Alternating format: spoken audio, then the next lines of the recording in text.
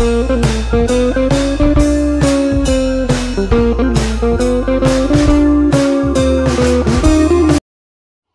सर्वांना, राशिकाज मिक्स मसाला या यूट्यूब मराठी चॅनलमध्ये तुमचं स्वागत आहे। तर आज मी बनवणार आहे मस्त असे कॉर्न मटारचे वडे किंवा कॉर्न मटारचे कटलेट। तर त्या पद्धत आता मी कशी बनवते, इथे मी घेतलेत मटार आणि कॉर्न घेतलेत, त्यानंतर कांदा, हिरवी मिरची, शिमला मिरची आणि टोमॅटो हे सगळं मी एक चांगले बारीक कट करून घेतले। बॉईल बटाटे साल काढले, त्याचे कोथिंबीर घेतली चिरून आणि हे सगळं आता मिश्रण मी एकत्र याची भाजी तयार करणार आहे। तर ती कशी करणार ते बघा।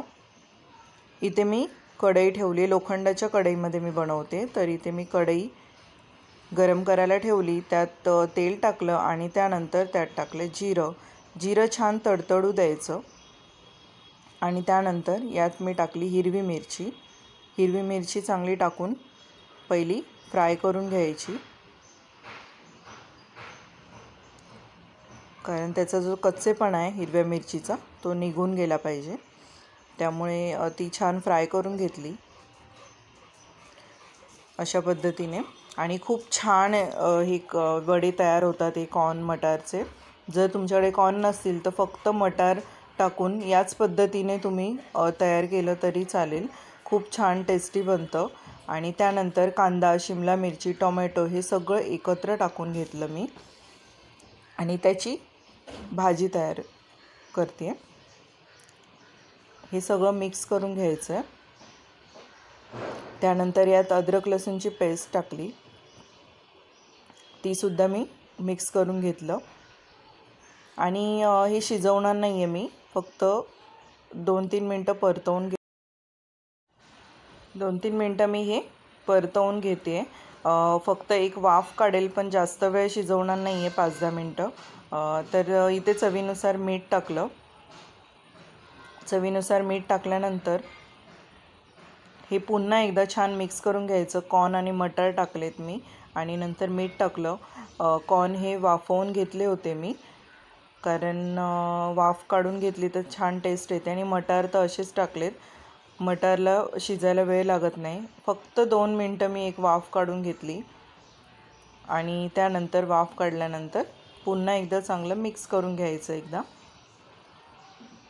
मसाल्यामध्ये मी टाकते गरम मसाला अर्धा चमचा टाकलाय, पावभाजी मसाला टाकलाय 1 चमचा, धना पावडर, पावभाजी मसाल्याने खूप छान टेस्ट येते, हळद आणि घरचं लाल तिखट टाकायचं आहे। हे मसाले सगळे टाकून पुन्हा एकदा छान मिक्स करून घ्यायचं। पावभाजी मसाला नक्की वापरा, पावभाजी मसाल्याने खूप छान टेस्ट येते।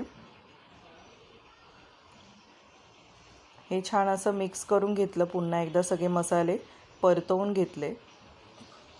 आता आपल्याला जे बॉईल बटाटे मी ठेवले ते आधीच मॅश करून घेतले नाही, एक एक करून हातानेच आपल्याला हे मॅश करून टाकायचे आणि एकदम पण बारीक हे करायचं नाही आहे, थोडेसे तुकडे असे राहिले बटाट्यांचे तरी चालेल। आणि हे एक एक करून हे मी बटाटे सगळे टाकून घेतले। पुन्हा आता सगळं हे मिश्रण आता एकजीव करून घ्यायचं आहे। मीठ मी ऑलरेडी भाजीमध्ये टाकलेलं आहे, त्यामुळे आता बटाटे टाकल्यानंतर मी मीठ टाकणार नाही आहे आणि कोथिंबीर टाकायची आणि पुन्हा मिश्रण सगळं एकजीव करून घ्यायचं आपल्याला। आपली ही भाजी रेडी झाली म्हणजे आपली ही वड्यांसाठी आपल्याला हे पूर्ण आपलं हे रेडी झालेलं आहे। थोडंसं मीठ अजून मी टाकलं आहे, कारण थोडं अळणी वाटत होतं, कारण बटाटे टाकल्यानंतर भाजीमध्ये जर मीठ आधी टाकलं आहे तर गरज लागत नाही, पण थोडंसं मला अळणी वाटलं त्यामुळे मी थोडं अजून मीठ टाकलं। आणि त्यानंतर हे मिश्रण छान थंड करून घेतल्यानंतर एका परातीमध्ये काढून घेतलं, कारण आता आपल्याला बाइंडिंगसाठी आपल्याला पीठ टाकायचे। कोणतं पीठ टाकते मी ते बघा। इथे मी घेतलं आहे तांदळाचं पीठ। तांदळाच्या पिठाने काय होतं, छान असे वडे करणार, ते तळणार आहेत मी, डीप फ्राय करणार आहे, त्यामुळे ते मस्त असे कुरकुरीत होतात, त्यामुळे तांदळाच्या पिठाचा वापर करायचा। त्यानंतर इथे मी घेतलेलं आहे चण्याचं पीठ आणि हे दोन्ही पीठ आता मिक्स करून घ्यायचं आहे. याचा पूर्ण एक डो तयार करायचा आहे आपल्याला. हे टाकल्यामुळे आता आपल्याला पुन्हा अळणी लागू नये म्हणून थोडं मी मीठ नंतर टाकणार आहे. आता टाकली वरतून कोथिंबीर. आता मी थोडंसं अर्धा चमचा मीठ टाकलं आहे, कारण जितकं आपल्याला जसं लागेल, तुमच्याकडे किती तुम्ही हे मिश्रण तुमच्याकडे आहे त्यानुसार तुम्ही हे मीठ टाका. आणि मी किती वेळा टाकलेलं आहे बघा. भाजी एकदा शिजवताना नंतर बटाटे टाकल्यानंतर टाकायचे, जर गरज लागली तर टाका तेव्हा. आणि त्यानंतर हे मिश्रण पूर्ण आपल्याला डो तयार करायचं आहे. पीठ सगळे टाकल्यानंतर पुन्हा एकदा मीठ टाकायचं आहे. या अंदाजे तुम्ही थोडं थोडं टाकून तुम्ही तयार करू शकता. आता हे मिश्रण छान मिक्स केलं, डो तयार केला आणि याचे वडे तयार करायला घेतले मी. याला तुम्ही वडेही बोलू शकता किंवा कटलेट बोलू शकता, कारण मी याला रवा लावणार आहे, पण मी याला वडेच बोलते. आणि ते वडे आता हे तयार करायचे एक एक करून. तुम्ही याला कोणताही शेप देऊ शकता, कारण अशा पद्धतीने ठेवलं तर याला कोणताही शेप देता येतो, पण मी आता गोल पद्धतीनेच करते. आणि एक एक करून असे हे सगळे करून घेते, कारण तळायला बरं पडतं, त्यामुळे आधीच आपल्याला हे सगळं तयार करून घ्यायचं. इथे मी सगळे बघा असे वडे तयार करून घेतले. ते साईडला गरम करायला ठेवलंच होतं. बारीक रवा घेतला आहे मी इथे. रव्याने काय होतं, तुम्ही डायरेक्टलीसुद्धा टाकू शकता. रव्याने काय होतं, छान कुरकुरीतपणा येतो. जर रवा नाही टाकायचं तुम्हाला, तर तुम्ही चण्याच्या पिठातसुद्धा जसे बटाटे वडे बनवतो त्या पद्धतीने जरी बनवले तरी खूप छान टेस्टी बनतं. कधीतरी मी तसंही करते किंवा रवा लावूनसुद्धा करते, पण आता हे रवा लावून करते आज मी.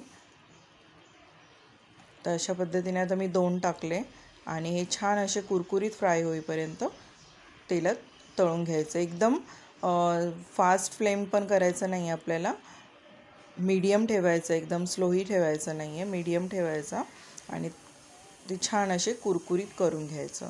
जर एकदम फास्ट फ्लेम ठेवला तर वरची बाजू आपली काय होते, रवा टाकल्यामुळे काळपट पडते आणि एकदम जळून जातं. तर मीडियम ठेवून हे असे कुरकुरीत होईपर्यंत, क्रिस्पी होईपर्यंत छान फ्राय करून घ्यायचे. आणि हे मस्त असे आपले वडे तयार झालेले आहेत कॉर्न मटारचे. मी एका टिश्यू पेपरमध्ये काढून घेतले आणि बाकीचेसुद्धा करून घेतल्यानंतर मस्त असे सर्व केले. आणि हे आपले वडे तयार झालेले आहेत. खूप टेस्टी बनतात. गरमागरम खा सॉसबरोबर, चटणीबरोबर. मी सॉसबरोबर सर्व केलेलं आहे आणि एक तुम्हाला मी तोडूनसुद्धा दाखवते. खूप मस्त बनतात हे. तुम्हाला जर इतकी टेस्ट याची आवडेल की तुम्ही नेहमी कॉर्न मटार घरात असले तर तुम्ही हेच वडे असे बनवाल. तर या पद्धतीने माझा हा व्हिडिओ आवडला असेल तर लाईक करा, शेअर करा, सबस्क्राईब करा. बाय.